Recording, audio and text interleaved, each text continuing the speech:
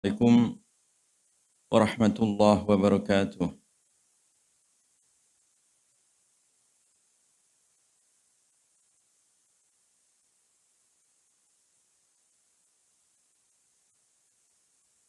Alhamdulillahi rabbil alamin.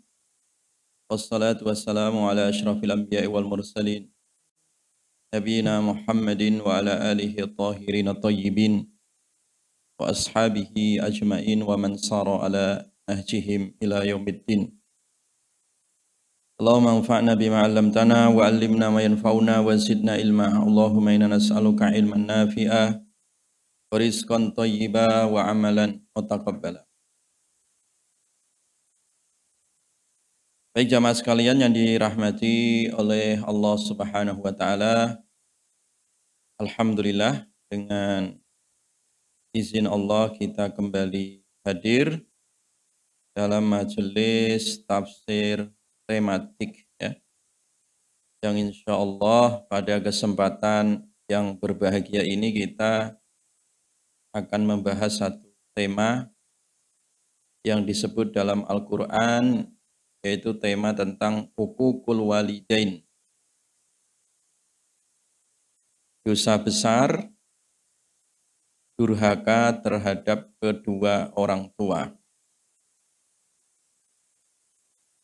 Masalah dosa besar yang berkaitan dengan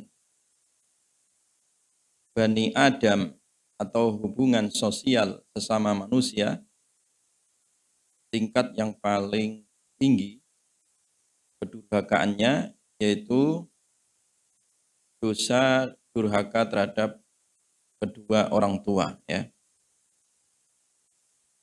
Jadi durhaka kepada kedua orang tua adalah dosa besar sesama manusia yang tingkatannya paling besar ya. Jadi kalau dosa besar berhubungan langsung dengan Allah itu adalah syirik yang sudah kita bahas di pekan yang lalu. Adapun dosa besar yang berkaitan hubungan manusia dengan manusia adalah dosa kepada kedua orang tua ya, atau disebut hukukul walidain, durhaka kepada kedua orang tua. Jamaah sekalian yang dirahmati oleh Allah. Nah, di dalam Al-Quran itu ada 3 ayat ya. Ada 3 ayat yang selalu disebut oleh Allah secara bersamaan ya. Ayat yang pertama, ketika Allah memerintahkan taat, maka Allah berfirman wa atiullaha wa atiur rasul. Taatlah Allah dan taat Rasulnya. Itu selalu tidak dipisahkan. Kalau taat sama Allah ya taat Rasul. Taat Rasul ya sama berarti taat kepada Allah. Ayat ini selalu beriringan dalam Al-Quran. Kemudian yang kedua, wa aqimus shalah wa atuz zakah. Ayat yang kedua yang selalu beriringan dalam Al-Quran adalah ayat perintah tentang sholat dan zakat. Kalau ada aqimus shalah, di situ juga ada ayat wa atuz zakah. Lalu begitu. Tidak dipisahkan ya. Dan yang ketiga, nah ini akan menjadi bahasan kita. Yang ketiga, anishkurli wali walidaika. Ayat yang selalu beriringan dalam Al-Quran.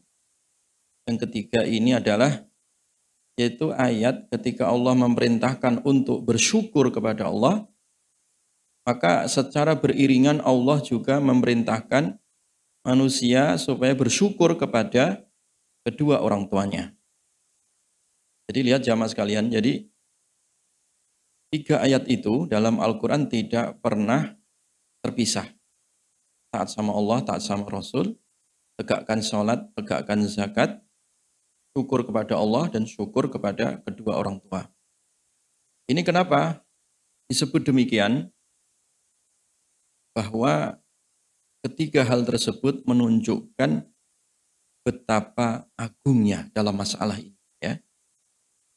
Betapa agungnya seseorang diperintahkan untuk taat, ya, berbakti kepada kedua orang tuanya. Bahkan belum disebut bersyukur kepada Allah sebelum manusia bersyukur kepada kedua orang tuanya.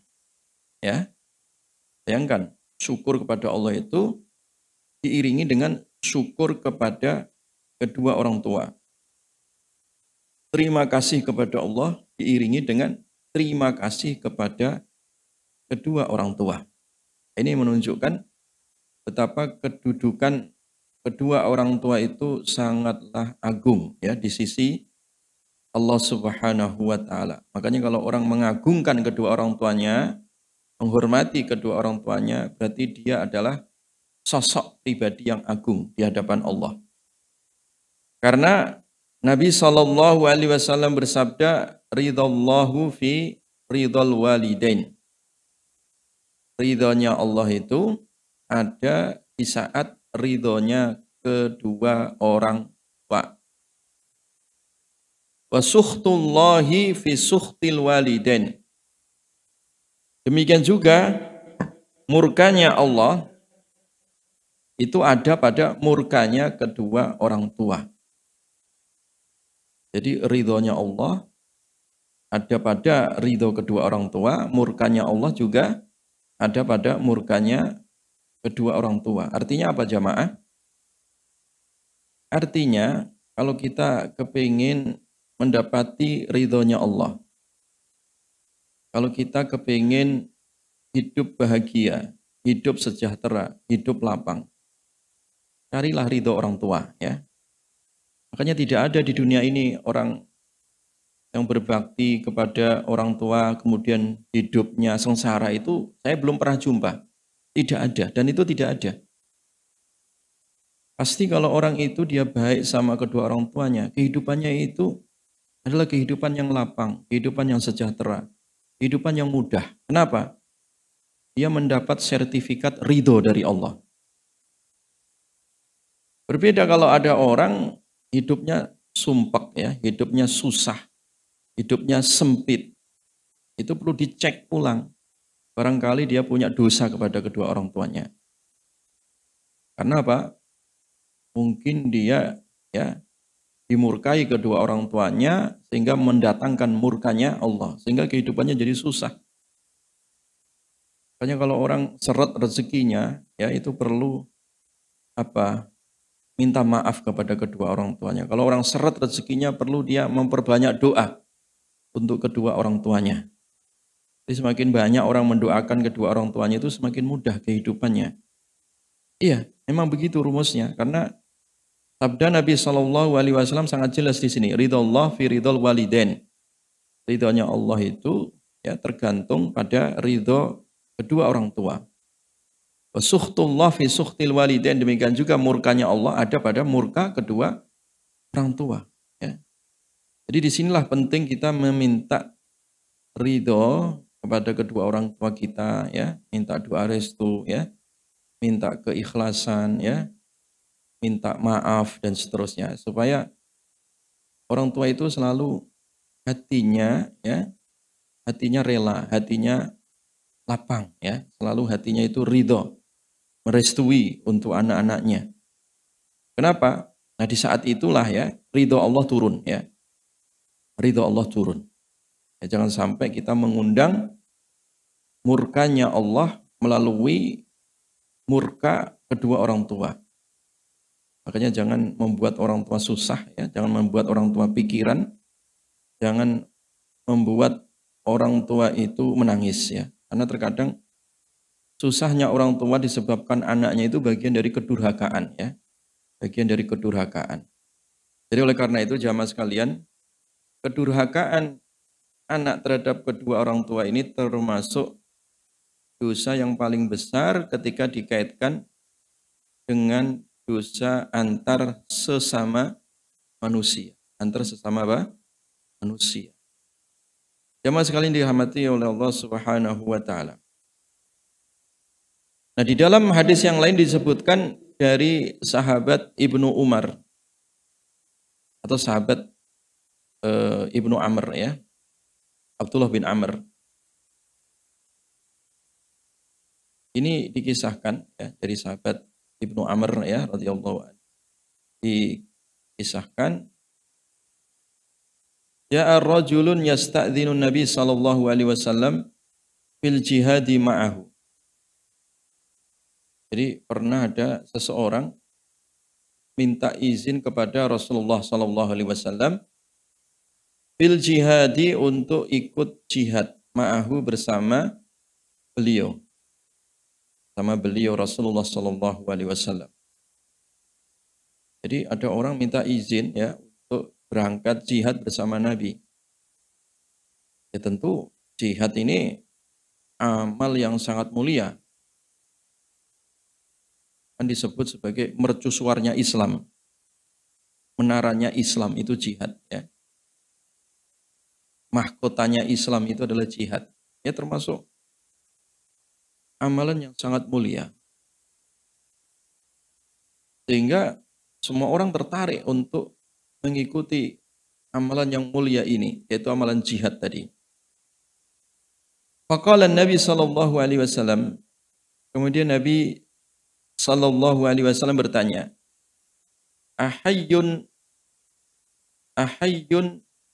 walidak. Ahayyun, apakah masih hidup ya? Walidaka, kedua orang tuamu. Qala, maka orang tersebut menjawab, na'am. Betul ya Rasulullah, masih hidup ya. Jadi masih hidup. Faqala Nabi sallallahu alaihi wasallam, fa fihima fajahid. Fa fihima fajahid. Orang ini kemudian disuruh pulang ya. Maka kepada keduanya, pada kedua orang tuamu tadi, fajahid, maka disitulah ada jihad. Jadi artinya apa? Bahwa kalau kita mengasuh, mengurus ya, berbakti kepada kedua orang tua, itu sama pahalanya seperti pahala jihad di medan perang ya. Dan bahkan ya sahnya jihad ya, itu salah satunya ditentukan oleh izin ya dari kedua orang tua. Ya. Makanya tadi orang ini tidak disuruh Nabi berangkat ke medan jihad ya karena belum izin kepada kedua orang tuanya, disuruh pulang. Kalau begitu kamu izin atau kamu berbakti kepada kedua orang tuamu, nah disitulah ada pahala jihad untukmu.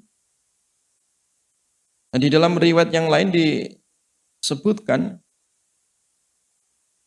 ada salah seorang pemuda dari Yaman yang dia jauh-jauh ya datang ke Madinah. Tentu kalau zaman sekarang lintas negara ya, berapa bekal yang dia habiskan, tenaga, pikiran, waktu ya. Dia capek-capek berangkat dari Yaman ke Madinah. Kemudian minta izin untuk jihad bersama Nabi. Maka ditanya juga tentang kondisi kedua orang tuanya. Bagaimana engkau meninggalkan kedua orang tuamu? Keadaan mereka seperti apa? Mereka menangis ya Rasulullah, kata si anak muda ini. Ya. Maka kata Nabi, irji, kamu pulang ya, balik kamu ke negerimu sana. Ya. Adhikhuma kama abkaitahuma. Buatlah kedua orang tuamu itu tersenyum, tertawa, sebagaimana engkau telah membuatnya menangis. Jadi begitu jamaah ya. Jadi terkadang manusia itu ya tidak memahami skala prioritas ya. Ketika dihadapkan kedua kebaikan jamaah ya, maka hendaklah kita memilih skala prioritas mana yang terpenting dari sesuatu yang penting. Itu skala prioritas. Jihad penting. Berbakti kepada orang tua juga penting. Nah, Nabi SAW mengunggulkan berbakti kepada kedua orang tua di atas jihad tadi. Walaupun sama-sama baik, walaupun sama-sama amal soleh. Jangan sampai amal soleh yang satu bertabrakan dengan amal soleh yang lain. Nah makanya dalam syariat, dalam ibadah itu ada skala prioritas. Mana yang harus didahulukan dan mana yang harus diakhirkan. Nah kalau kita tidak memahami skala prioritas ini, kadang bertabrakan. Contoh ya, dulu di zaman Bani Israel itu ada ahli ibadah, namanya Jurej ya. Jurej ini disebut dalam hadis, orang ahli ibadah. Kerjaannya hanya sholat, ruko, sujud.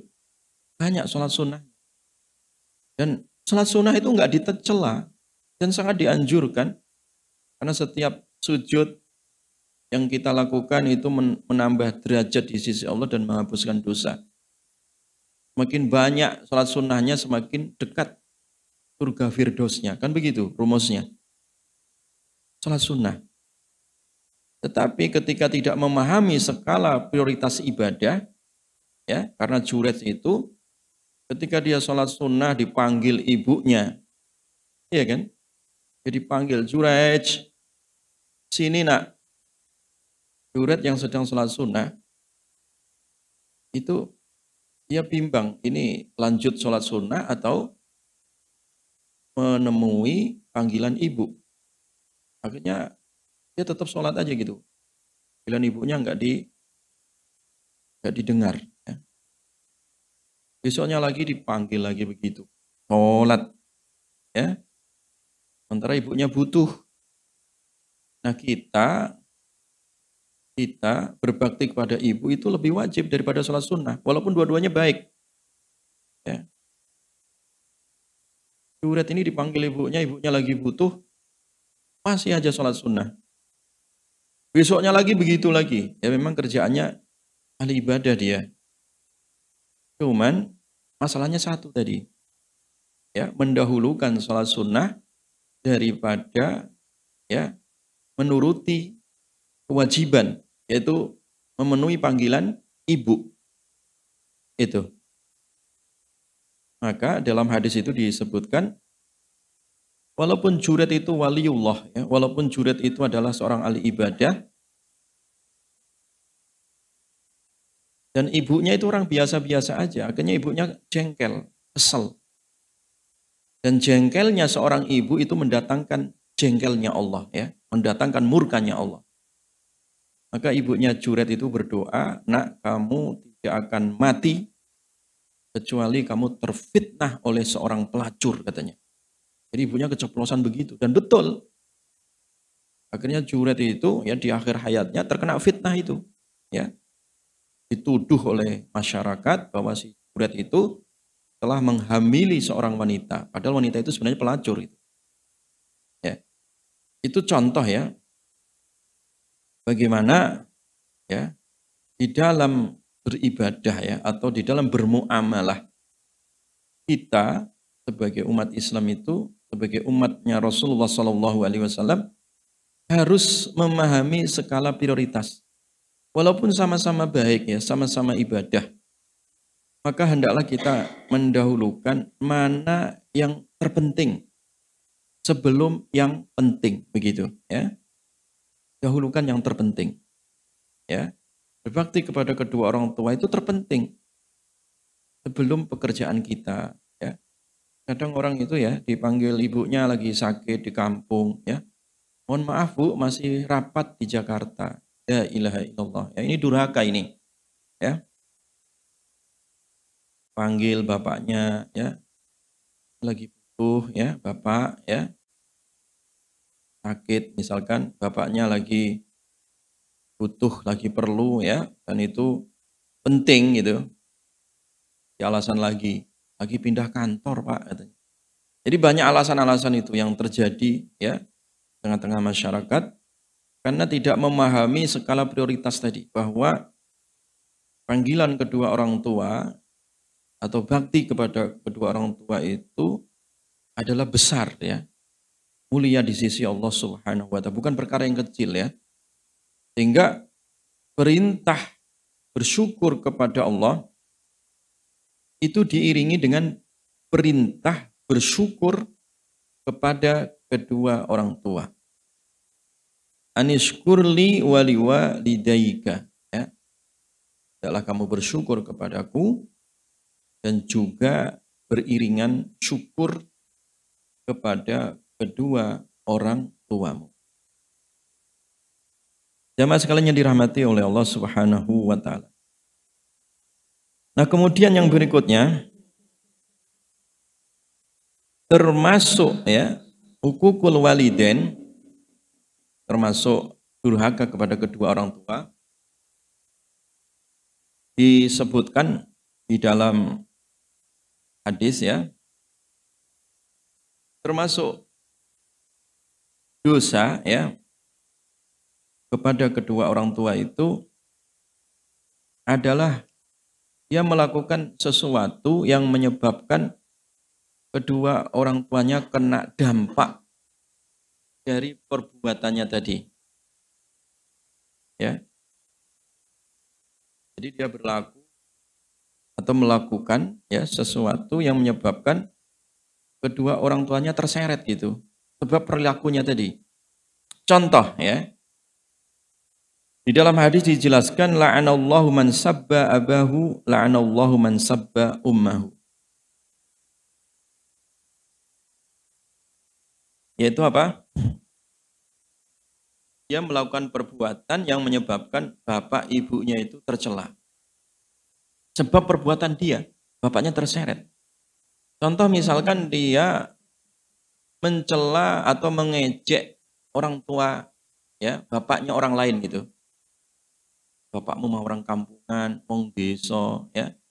Bapakmu nggak berpendidikan.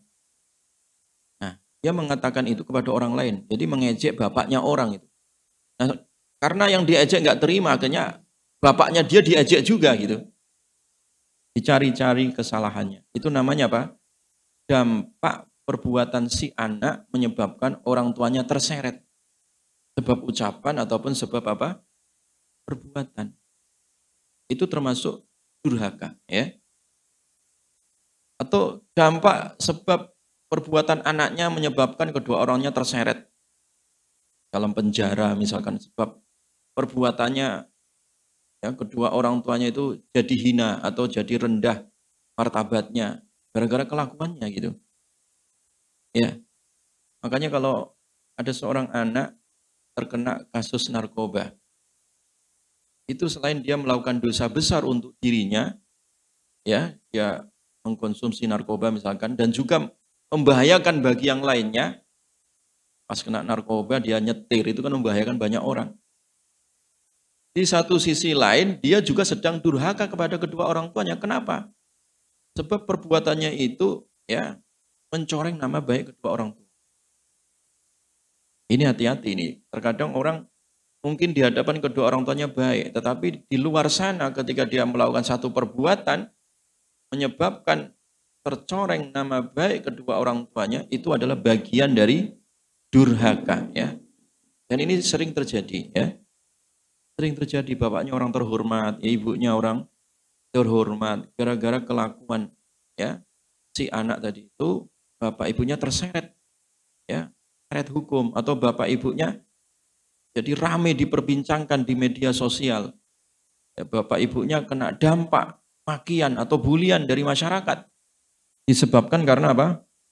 Perbuatannya. Ini termasuk hukukul walidain ya. Termasuk hukukul walidain. Makanya menjaga nama baik kepada orang tua itu termasuk birrul walidain, hidup maupun pasca mereka wafat. Iya jamaah ya. Jadi walaupun bapak kita atau ibu kita sudah meninggal dunia, itu nama baiknya tetap wajib dijaga. Karena salah satu perbuatan yang menyebabkan anak itu diridhoi oleh Allah pasca wafat bapak ibunya, termasuk birrul walidain adalah apa? Menjaga baik nama kedua orang tuanya. Contohnya apa? Contohnya kalau bapaknya sudah nggak ada, ibunya nggak ada, maka salah satu kewajiban anak adalah meneruskan kebaikan bapak ibunya. Menyambung tali silaturahim ke kerabat-kerabat bapak ibunya atau teman-teman bapak ibunya dulu. Itu termasuk apa? Birrul walidain, menjaga nama baik kedua orang tua. Ini penting. Ya, hidup maupun keduanya telah wafat. Ya, hidup maupun keduanya telah wafat. Yang jarang itu, ya, yang jarang itu adalah meneruskan kebaikan kedua orang tua. Ya, kalau bapak ibunya sudah meninggal, ya biasanya ya sudah, gitu. Hanya didoakan saja. Padahal ada amalan lain. Ya, dulu ya bapak ibunya punya teman baik, ya, bapak ibunya punya kebiasaan-kebiasaan baik. Itu tugas anak adalah meneruskan. Misalkan ya bapaknya, ibunya dulu kalau setiap hari Jumat suka ngirim makanan ke masjid, ya, suka ikut program Jumat berkah. Ya teruskan, kebaikan bapak ibunya teruskan oleh anaknya. Begitu, diwariskan kebaikan itu. Oh bapaknya dulu itu rajin ya, hadir di majelis taklim ya. Teruskan kebaikan bapak ibu itu ya. Oh bapaknya dulu itu suka bangun sumur ya, ke kampung-kampung atau tempat-tempat yang krisis air atau susah air di pedalaman. Teruskan amal kebaikan bapak ibu. Nah meneruskan kebaikan amal bapak ibu itu adalah bagian dari apa? Birrul walidain. Birrul walidain.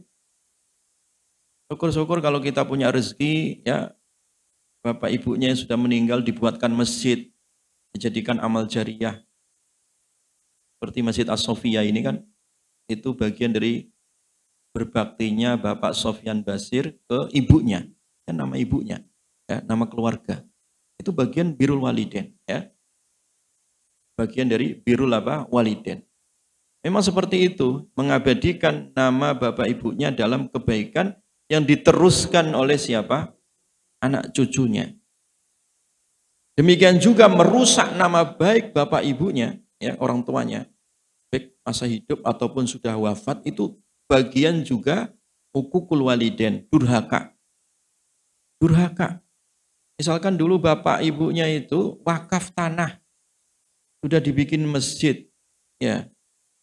Malah sama anaknya tanah wakaf itu digugat lagi ke pengadilan.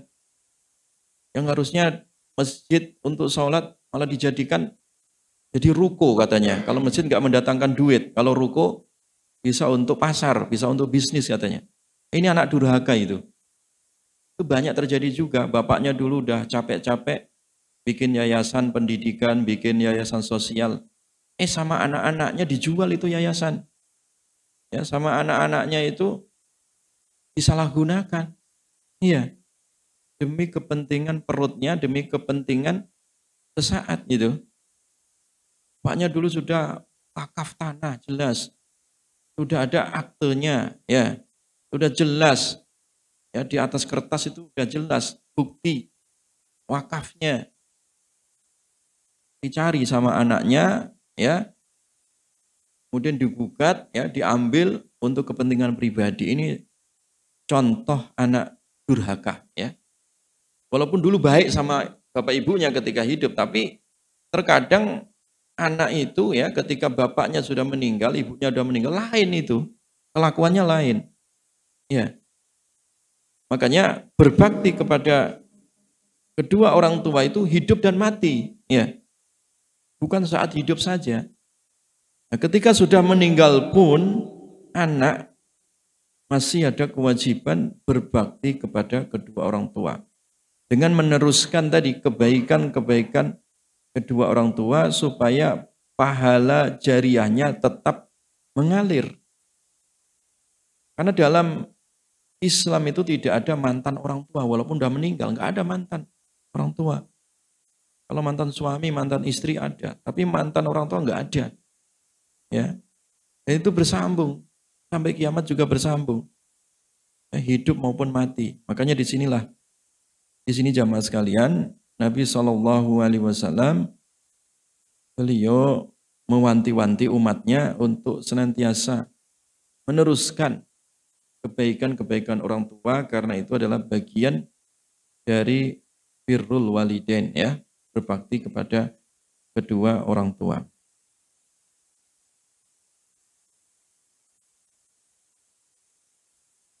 Kemudian yang berikutnya jamaah sekalian,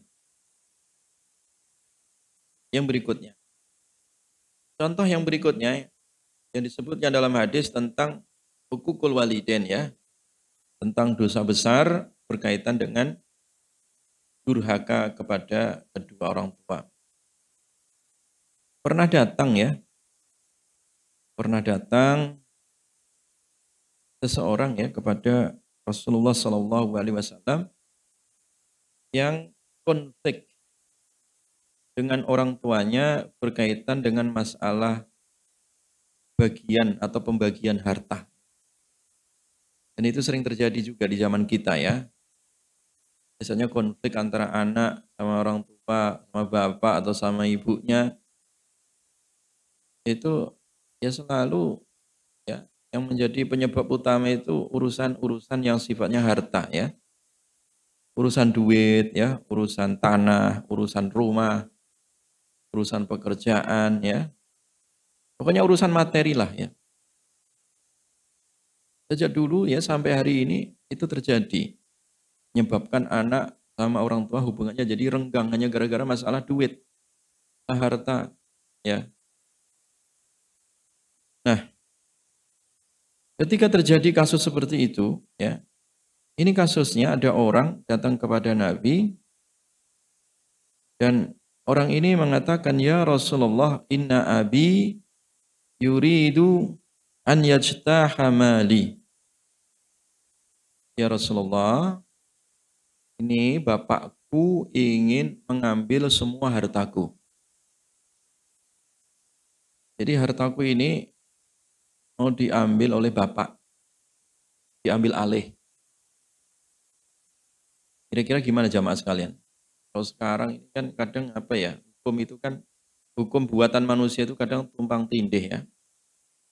Ya, banyak kasus sekarang ini, ibu dilaporkan anaknya, akhirnya terseret polisi, ya, dihukum, ya gara-gara masalah harta.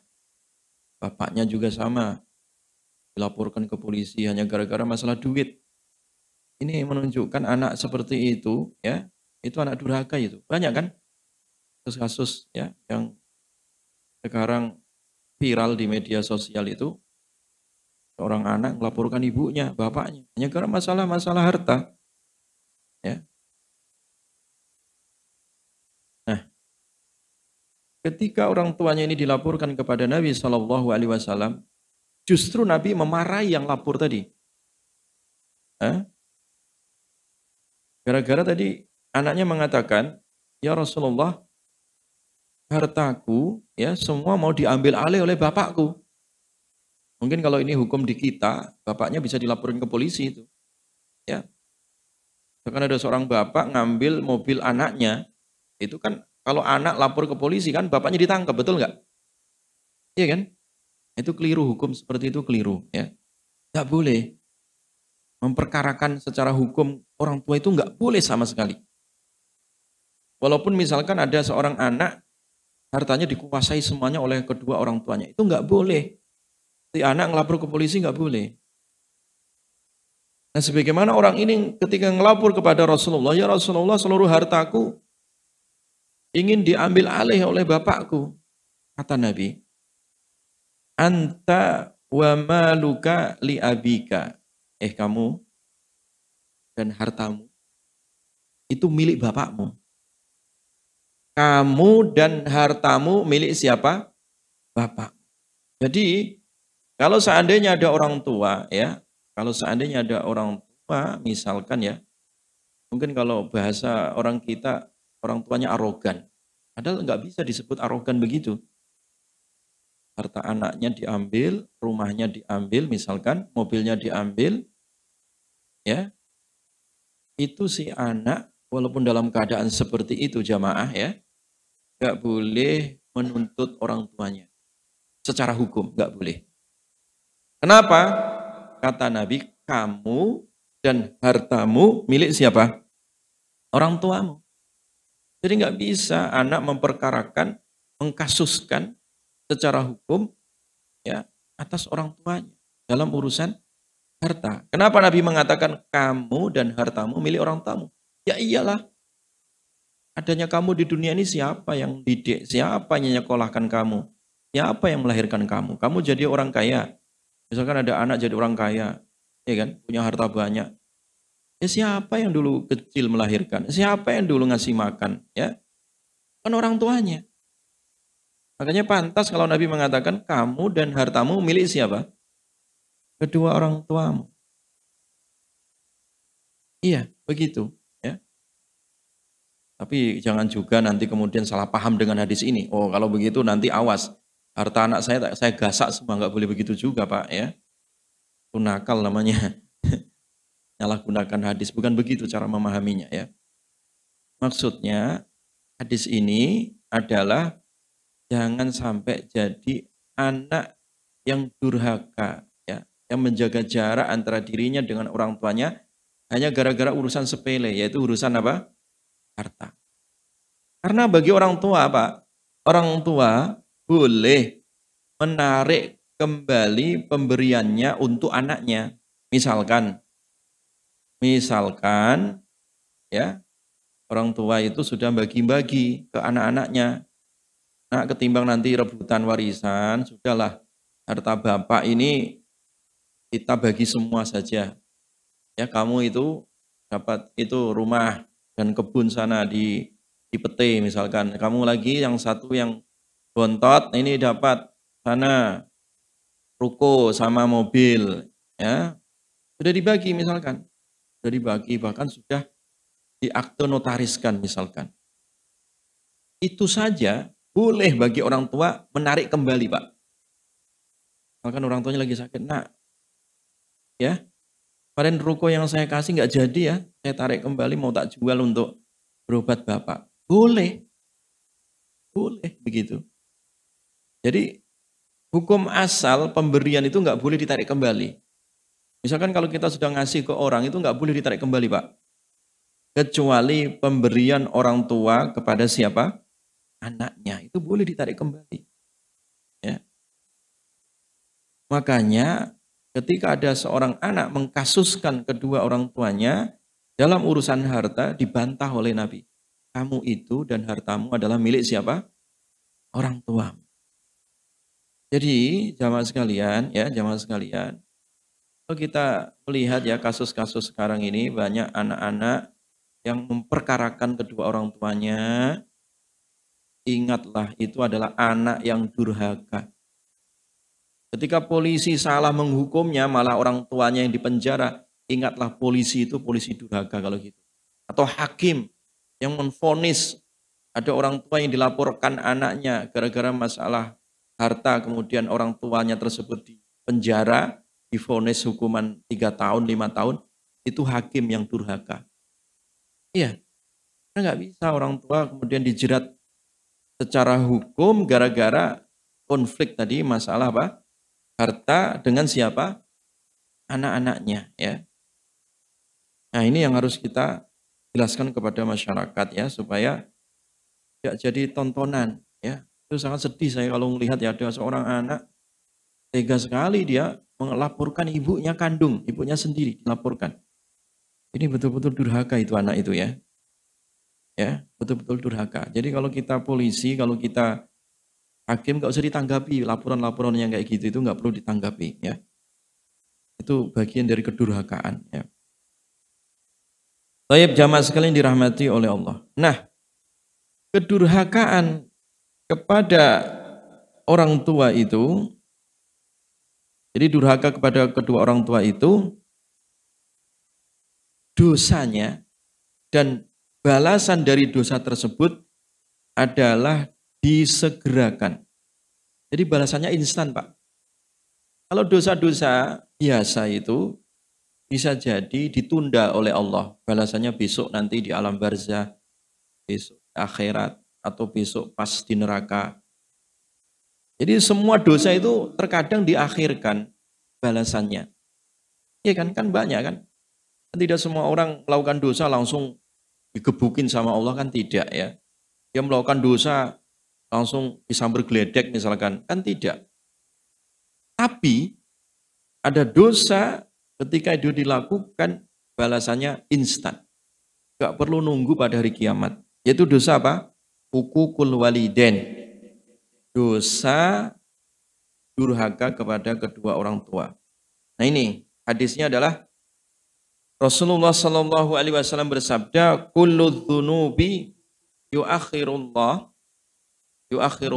minha ma syaa ila yaumil qiyamah." Jadi semua dosa itu diakhirkan balasannya oleh Allah. Ya, jadi Allah mengakhirkan balasan ya sesuai kehendak Allah dari dosa-dosa yang dilakukan oleh manusia itu diakhirkan, ditunda balasannya, siksanya ditunda sampai kiamat. Ya, dibalas nanti di neraka di akhirat nanti. Illa kecuali uququl waliden, kecuali dosa seorang anak yaitu durhaka kepada siapa? Kedua orang tuanya. Fa innahu yu'ajjalu li sahibihi.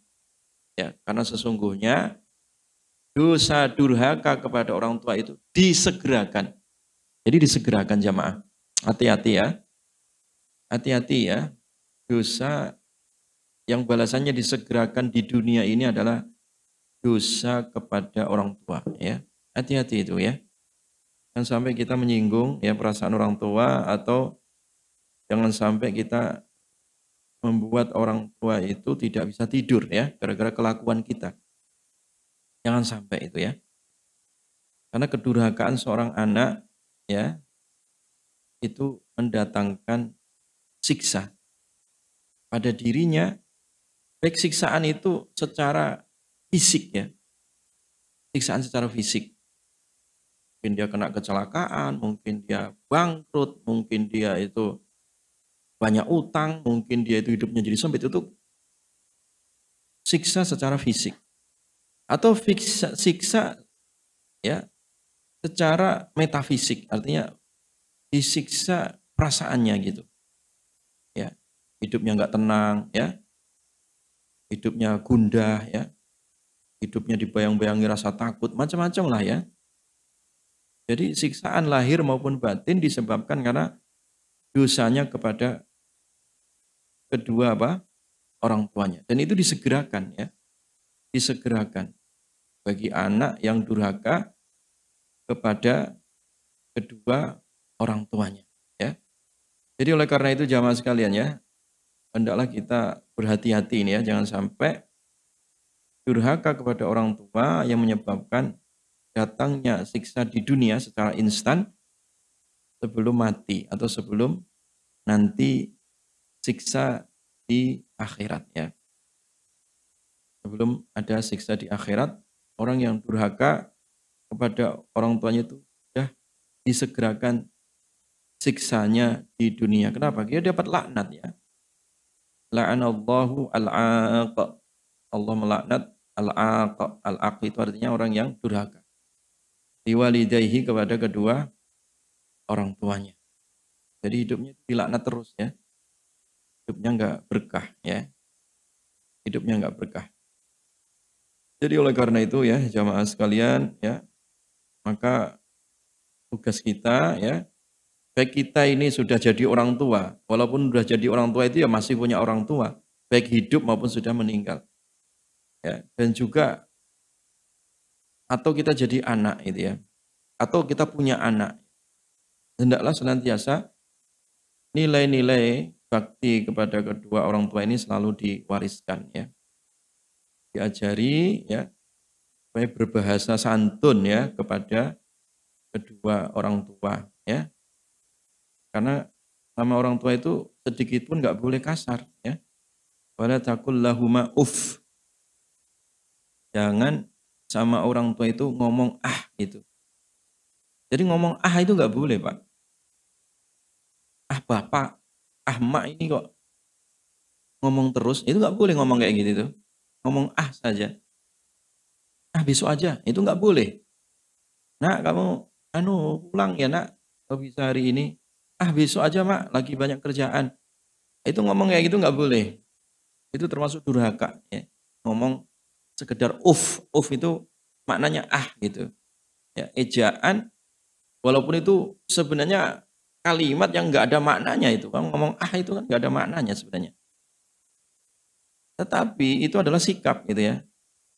Sikap enggan yang diucapkan hanya dengan satu huruf, itu pun sudah masuk dalam kategori apa? Durhaka, ya. Makanya kalau dalam interaksi kita dengan orang tua itu gunakan bahasa santun, bahasa yang terbaik. Wa qul lahuma qaulan karima, ya. Kalau ngomong sama bapak ibu itu pakai bahasa yang paling halus, bahasa karima. Karima itu bahasa yang mulia, ya. Nah, bapakmu mana? Itu bapak lagi ngorok. Ngorok itu kasar, nggak boleh. Padahal tidur. Nah gitu. Jadi pemilihan diksi bahasa itu penting. Jadi jangan itu bapak udah tua ya. Kalau tidur itu masya Allah ngoroknya. Itu kasar itu. Nggak boleh ngomong kayak gitu.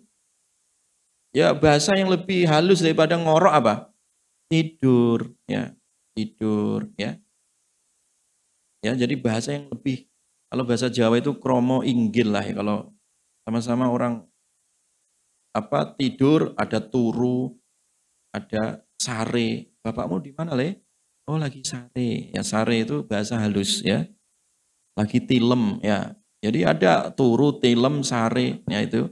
Banyak itu tingkatan kalau dalam bahasa Jawa. Itu salah satu fungsinya adalah bahasa santun, bahasa halus. Ya, mana yang harus digunakan kepada orang tua, mana digunakan kepada teman sebaya atau orang yang di bawahnya. Itu belajar bahasa santun itu penting juga karena ini bagian dari adab, bagian dari berbakti kepada kedua orang tua.